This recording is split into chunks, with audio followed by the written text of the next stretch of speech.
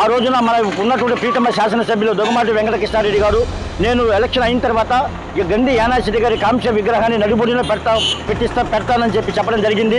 కానీ ఇంత తొందరగా ఈ యొక్క విగ్రహాన్ని పొట్టి శ్రీరాములు యొక్క సాక్షిగా పొట్టి శ్రీరాములు కళ్ళ ముందు చూసే విధంగా యానాసిటీ గారి విగ్రహాన్ని నడిబొడ్డున ఈ విధంగా స్థాపించడం, ఇంత మంచి కోడలలో చేయటం అనేది నిజంగా మన వైశ్యుల పట్ల, కావలి ప్రజల పట్ల, మన శాసనసభ్యుల గారికి ఎంత ఎనలేని ప్రేమ ఉందో ఈరోజు దీన్ని బట్టి అర్థమవుతూ ఉంది.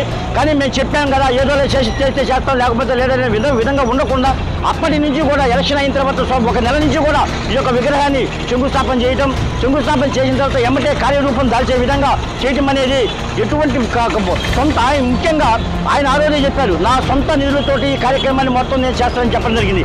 ప్రతి రూపాయి కూడా ఏ విధంగా కూడా కుటుంబ సభ్యులకు సంబంధాలు లేకుండా ఆయనే సొంత నిధులతోటి ఈ కాంస్య విగ్రహాన్ని కానీ ఇక్కడ ఉన్నటువంటి చర్చిలు కానీ మొత్తం కూడా ఆయనే సొంత నిధులతో చేస్తున్నారు.